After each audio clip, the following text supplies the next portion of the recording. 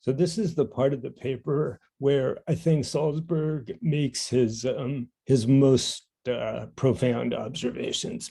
It's called repeated tuning. So again, what we're doing in this part of the paper is we're talking about some pitfalls in experimental design, in machine learning, specifically in building classifiers or evaluating classifiers. So one of those is the multiple comparison problem. Another of them is the failure of the independence assumption that most common statistical tests make. He goes on to talk about this idea of community experiments and what happens when you have tons of groups working over and over and over on the same set of data, just with nothing but by chance. Some of those are going to have positive results, and those are what are going to get published. And then he goes on to talk about repeated tuning. And what he means by this is certainly parameter tuning, but also all of the other things that you do to try to get better performance and often don't even talk about in the paper. So in natural language processing, this might be the 8 different tokenizers that you tried and the 2 different sentence segmenters that you built and 3 different part-of-speech taggers that you used. All of these as ways of tweaking not just parameters, but the whole system in order to try to get the best performance results. So a bunch of points in here, listen close.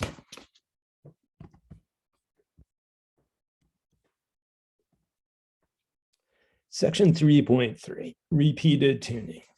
Another very substantial problem with reporting significance results based on computational experiments is something that is often left unstated. Many researchers, quote unquote, tune their algorithms repeatedly in order to make them perform optimally on at least some data sets.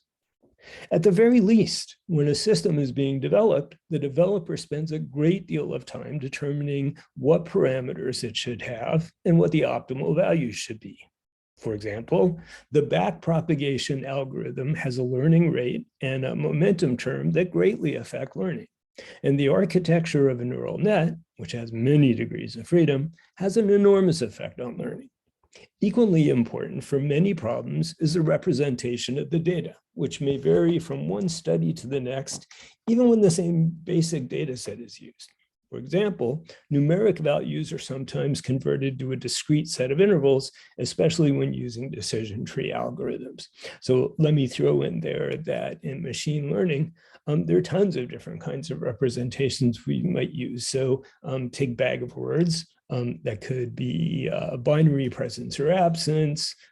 It could be a count. We could have, typically you will have some threshold of what the minimum frequency of a word must be to appear in that bag of words representation. If you think about that as being bag of frequently occurring words, then where you set that threshold is a change in the representation, in essence. Whether or not you stem words, whether or not you lowercase, whether you delete numbers entirely, or whether you collapse them all to some normalized form, all of those are differences in the representation. And how many of those might you fiddle with over the course of a particular project? Often it's quite a bit, right? And so his points are every one of those is an experiment. And are they independent? No, none of those are independent. None is a big word. It's probably true. Okay, so back to the paper. Whenever tuning takes place, every adjustment should really be considered a separate experiment.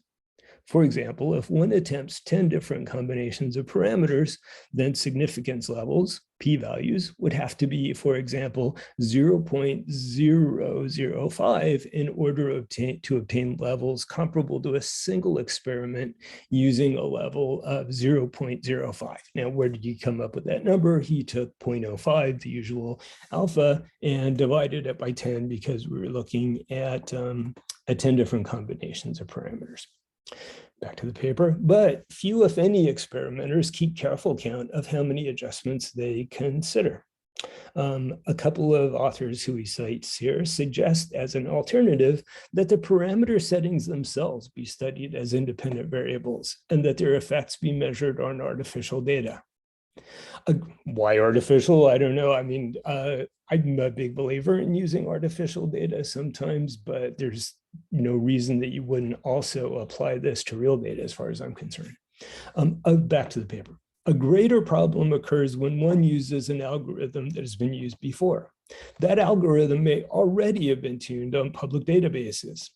Therefore, one cannot even know how much tuning took place, and any attempt to claim significant results on no data is simply not valid.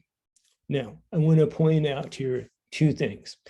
Number one is that when Salzberg talks about parameters and he talks about tuning, there are a couple of different kinds of things that he's referring to as far as I can tell. So one is the parameters that you're tuning when you search any space of parameters, be they what the kids call these days hyperparameters, or any of those, I don't know, like 30 different things that say SVM light will let you adjust. The other is that the other kind of thing that goes into here is any of the components of your system. So if you're doing image classification, it might be something like which line detection algorithm do you use? If you're doing natural language processing, which tokenizer do you use? Which stemmer do you use? All of those count as parameters too. If you don't track all of those different runs that you did, and every run is an experiment, then you're going to come up purely by chance with some number of false positives, and which sets of parameters and components of the system are going to be the random ones. Well, it's the whole point of randomness is you don't know, and when it happens, it doesn't mean anything. The other thing I want to point out here is that Walter Daelemans has talked for years about the problems with the lack of validity of comparing a system whose parameters you tuned against another system whose parameters you did not tune. And I'll give you a pointer in the description to a recent paper by him on that topic. Okay, back to the paper. Fortunately, one can perform virtually unlimited tuning without corrupting the validity of the results. The solution is to use cross-validation entirely within the training set itself. The recommended procedure is to reserve a portion of the training set as a quote-unquote tuning set and to repeatedly test the algorithm and adjust its parameters on the tuning set. When the parameters appear to be at their optimal settings, accuracy can finally be measured on the test data. Now, I want to interject here that there's an implication being made here that you need to be aware of, and the implication is this, that you have a set of the data that you're going to use for tuning, and you can do cross-validation across that, but you also have a held out test set or a blind test set that you're going to use only for your final experiment. That's got to be held out.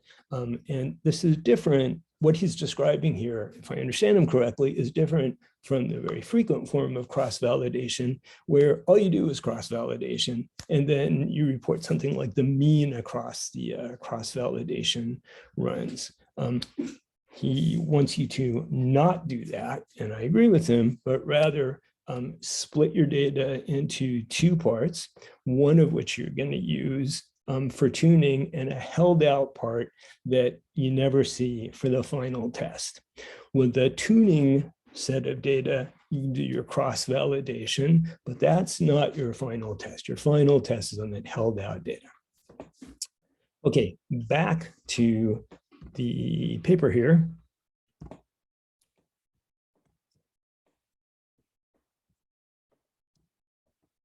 Thus, when doing comparative evaluations, everything that is done to modify or prepare the algorithms must be done in advance of seeing the test data.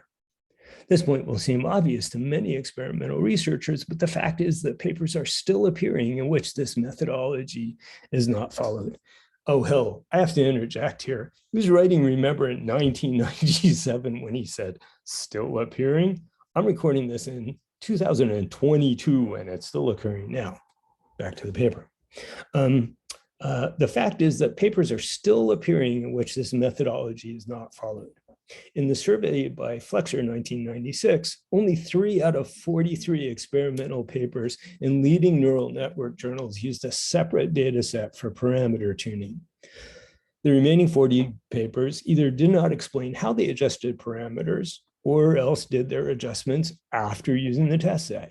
Thus, this point is worth stating explicitly. Any tweaking or modifying of code, any decisions about experimental design, and any other parameters that may affect performance must be fixed before the experimenter has the test data. Otherwise, the conclusions might not even be valid for the data being used, much less any larger population of problems. Now, have I ever done a methodology that good? No. Do I know anybody who has? I can think of one paper that I think had the title something like testing just one time on a blind test set. It's pretty rare. So I'm going to go back and hit some high points here. This is what I highlighted in this paper. A very substantial problem with reporting significance results based on computational experiments is that many researchers tune their algorithms repeatedly.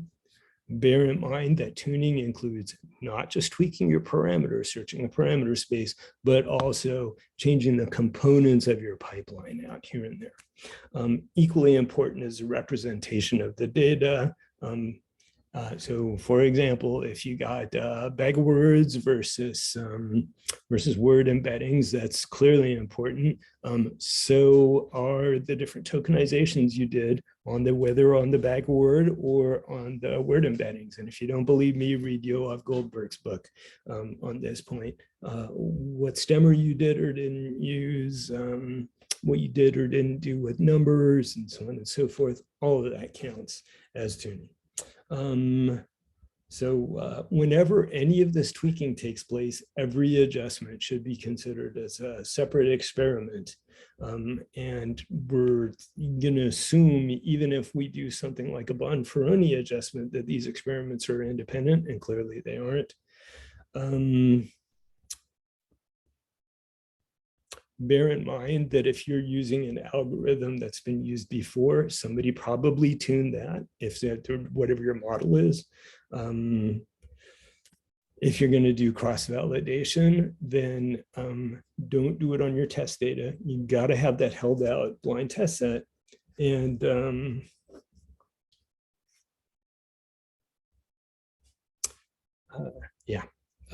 very important, I think.